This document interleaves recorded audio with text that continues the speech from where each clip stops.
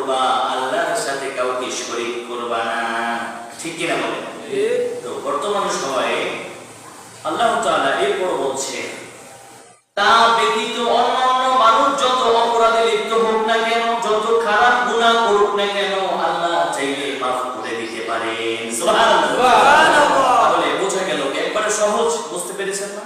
আবার বলি, ইন্নাল্লাহা লা ইয়াগফিরু আন ইউশরাকা বিহি ওয়া ইয়াগফিরু মা দুনা যালিকা লিমান ইয়াশা ওয়া মান ইউশরিক বিল্লাহি ফাকাদ ইফতারা ইসমান আযীমা।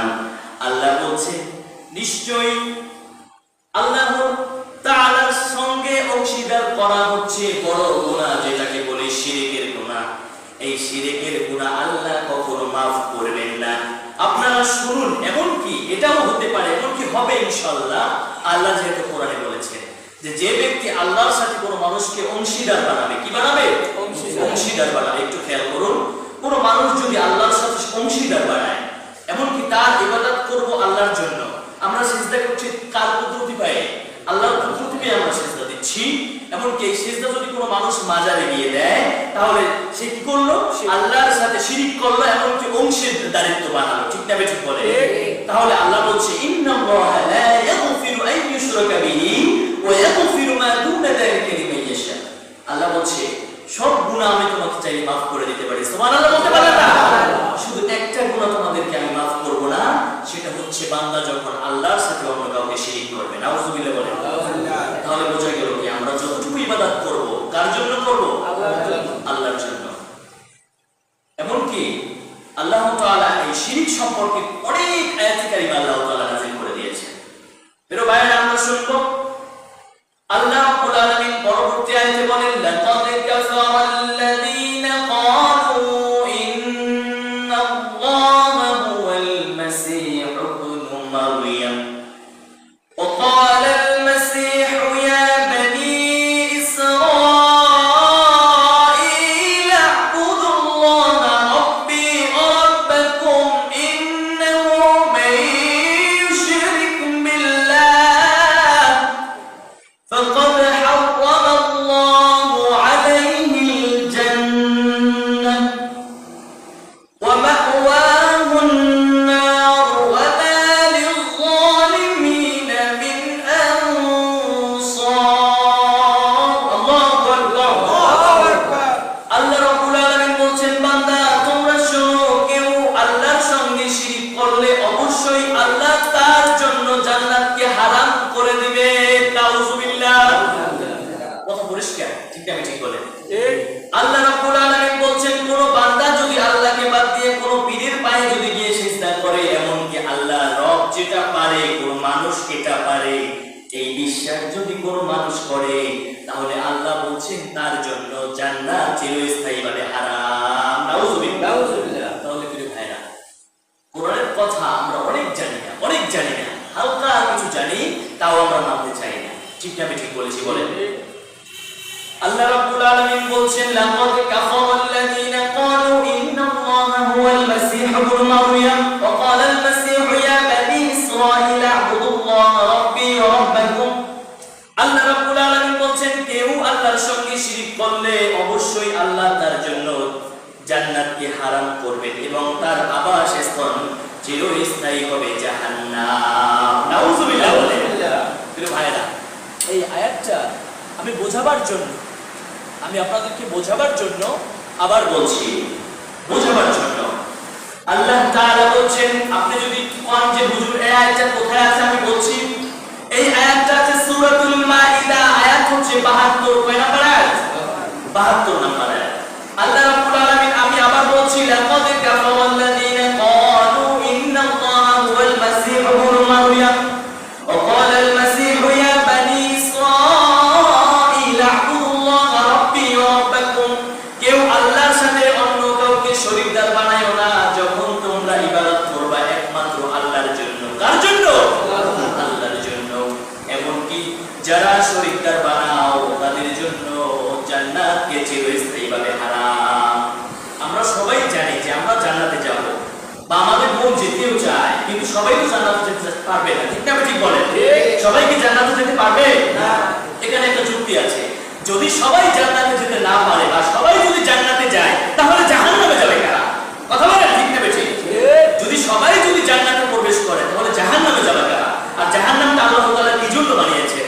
নিশ্চয়ই জাহান্নাম বানিয়েছেন যারা আল্লাহ রাব্বুল আলামিনের সীমা লঙ্ঘন, সীমাকে অতিক্রম করে, তাদের জন্য আল্লাহ রাব্বুল আলামিন জাহান্নামের এই স্থানটা বানিয়েছে। নাউযুবিল্লাহ বলেন। তাহলে বোঝা গেল আল্লাহ রাব্বুল আলামিন বলছেন শিরিক করলে তার জন্য জান্নাত হারাম। তাহলে জান্নাত যেহেতু হারাম, তাহলে জান্নাত যদি হারাম হয় জাহান্নাম তার জন্য হালাল হয়ে যায়। ঠিক না বেঠিক বলেন? কারণ দুইটার একটার ভিতরে তার তো যেতে হবে। কথা বোঝেন? আপনি জান্নাতে যাবেন নয়তো জাহান্নামে যাবেন, আপনাকে দুইটার একটার ভিতরে তো যেতে হবে। আপনাকে যদি আল্লাহ তাআলা যেহেতু আয়াতের ভিতরে বলেন আপনি জান্নাতে যেতে পারবেন না, জান্নাতকে আপনার জন্য হারাম করে দিয়েছেন, তাহলে অবশ্যই আপনাকে ভাবতে হবে যে আপনি জাহান্নামে যাবেন। সরাসরি আয়াত নাম্বার হচ্ছে সূরাতুল মাইদার ৭২ নম্বর আয়াত। এবং আল্লাহ রাব্বুল আলামিন পরবর্তীতে বলছে ওমা লিয-যালিমিনা মিন আনসার, আর জালিমদের জন্য কোনো সাহায্য আল্লাহর পক্ষ থেকে নাই। যে জালিম বর্তমান সময় বাংলাদেশ থেকে পালিয়েছে, ঠিক না বেঠিক বলেন? তিনি কি জালিম ছিলেন না? অবশ্যই জালিম ছিলেন। তিনি এত পরিমাণ জুলুম, মানুষের উপর অত্যাচার এত পরিমাণ করেছে যা ফেরাউনও করে নাই।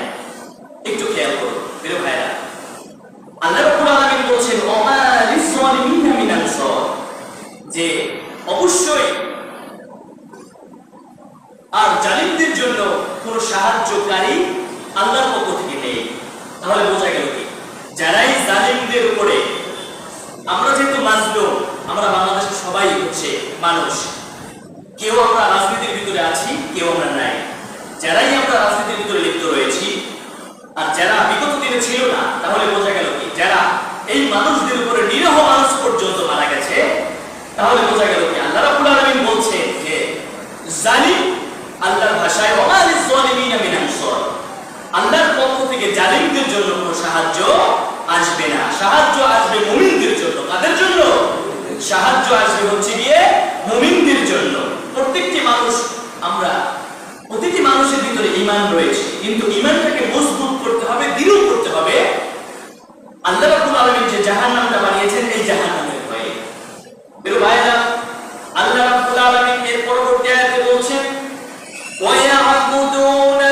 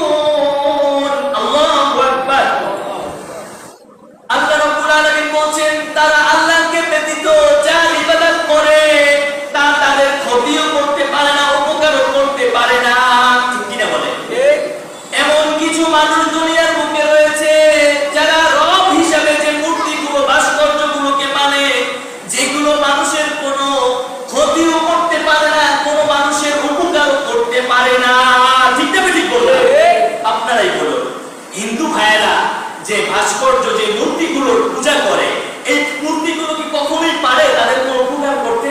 এমন কি পারে কোনো ক্ষতি করতে? তারপরে করছে কেন? আল্লাহ রাব্বুল আলামিন বলছেন তার বাপ-দাদারাই ধর্ম পালন করেছে বিধায় এখন পর্যন্ত তারা করছে। এটা এই মূর্তি কোন বিষয় থেকে শুরু হয়েছে তার বিস্তারিত আমি আপনাদের কাছে বলবো ইনশাআল্লাহ একটু পরে। প্রিয় ভাইরা, আল্লাহ রাব্বুল আলামিন বলছেন আল্লাহ ব্যতীত যারা ইবাদত করে তাদের ক্ষতিও করতে পারে না, উপকারও করতে পারে না। তারা বলে এরা আল্লাহর নিকট আমাদের সুপারিশকারী। নাউযুবিল্লাহ বলতে পারলেন না?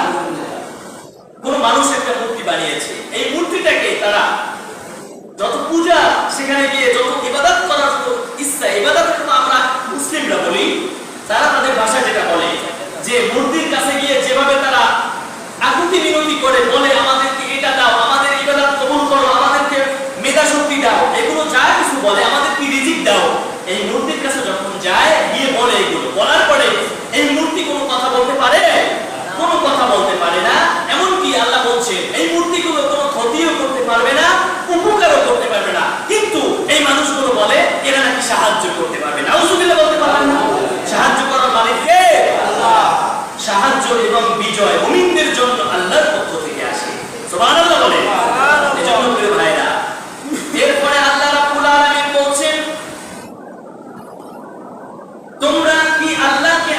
মণ্ডলী ও পৃথিবীর এমন কিছু সংবাদ দিচ্ছ যা তিনি জানেন না। তিনি মহান, পবিত্র, এবং তারা যাকে শরীক করে তা হতে তিনি ঊর্ধ্বে। সুবহানাল্লাহ।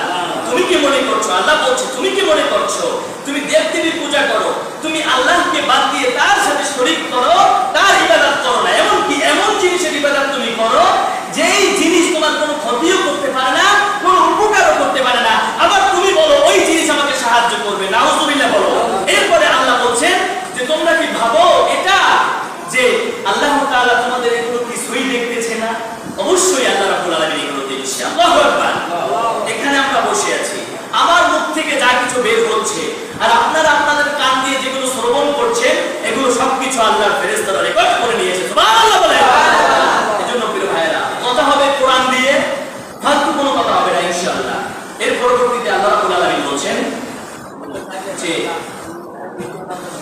আলা লিল্লাহিদ দীনুল খালিস ওয়াল্লাযীনা ইত্তাখাযু মিন দুনিহি আউলিয়া মা না'বুদুহুম ইল্লা লিয়ুকাররিবুনা ইলাল্লাহি যুলফা ইন্নাল্লাহা ইয়াহকুমু বাইনাহুম ফীমা হুম ফীহি ইয়াখতালিফুন ইন্নাল্লাহা লা ইয়াহদি মান হুয়া কাযিবুন কাফফার।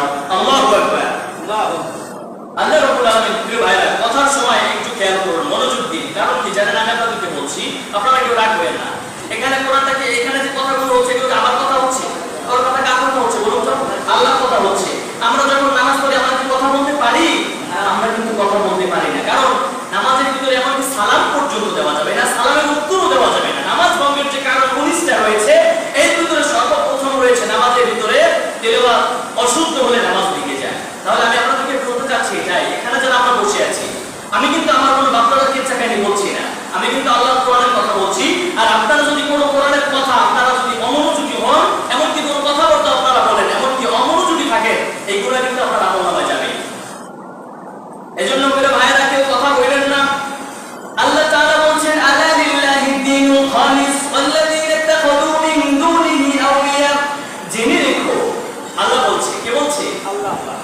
জেনে রেখো, অবিমিশ্র অনুগত আল্লাহর প্রাপ্য যারা আল্লাহর পরিবর্তে, একটু খেয়াল করুন, যারা আল্লাহর পরিবর্তে অন্যকে অভিভাবক রূপে গ্রহণ করে। নাউজুবিল্লাহ বলতে পারেন নাই? আমি কিন্তু আজকে খুতবার শুরুতে আমি বলেছি জুলুম এবং শিরক নিয়ে আলোচনা হবে ইনশাআল্লাহ, আল্লাহ যদি আমাকে তৌফিক দেয়। খেয়াল করুন, আল্লাহ আবার বলছে, আমি বোঝানোর ক্ষেত্রে বলছি, জেনে রেখো অবিমিশ্র অনুগত আল্লাহর প্রাপ্য যারা আল্লাহর পরিবর্তে, মানে আল্লাহকে বাদ দিয়ে, যারা অভিভাবক রূপে কোনো পীর বাবা, কোনো ভণ্ড বাবা, কোনো সমাজসেবককে আল্লাহর পক্ষ থেকে বাদ দিয়ে, আল্লাহকে বাদ দিয়ে যারা গ্রহণ করে, তারা বলে আমরা তো এদের পূজা এজন্যই করি। আমরা কি করি? আমরা পূজা করি। কে বলছে? যেগুলো নাস্তিক মার্কা আছে এগুলো বলছে যে আমরা পূজা করি, এজন্য পূজা করি, তারা আমাদের আল্লাহর সান্নিধ্যে নিয়ে যাবে। নাউজুবিল্লাহ বলতে পারলেন না? আচ্ছা, কোন মূর্তি কি আল্লাহর সান্নিধ্যে নিয়ে যেতে পারবে? কথা বলে, কোন মূর্তি পারবে আল্লাহর সান্নিধ্যে নিয়ে যেতে? এমনকি কোন পীর বাবা পারবে আল্লাহ যদি ক্ষমা না করে ক্ষমা করতে? এমনকি কোন পীর বাবা, কোন দাউস কুতুব এগুলো কি পারবে যে আল্লাহ যদি মাফ না করে, আল্লাহ যদি চায় যে বান্দা তোকে আমি সিলেক্ট করে দিলাম, ওই বান্দা ব্যতীত আল্লাহ যদি না চায়, আপনি পশ্চিমকালে পীরকে টাকা দিয়ে হলেও আপনি ক্ষণিকের জন্য ভয়ে বলাইতে পারবেন, কিন্তু বাস্তব রূপে আপনার জন্য আল্লাহর পক্ষ থেকে কোনো সাহায্য আসবে না। কথা বুঝতে পেরেছেন? আবার খেয়াল করুন, তারা মনে করে যে আমরা এই মানুষের পূজা, এই বস্তুগুলোর পূজা আমরা এজন্য করি, আমরা মনে করি যে এগুলো আমাদেরকে সাহায্য করতে পারবে। নাউজুবিল্লাহ বলেন। সাহায্য করা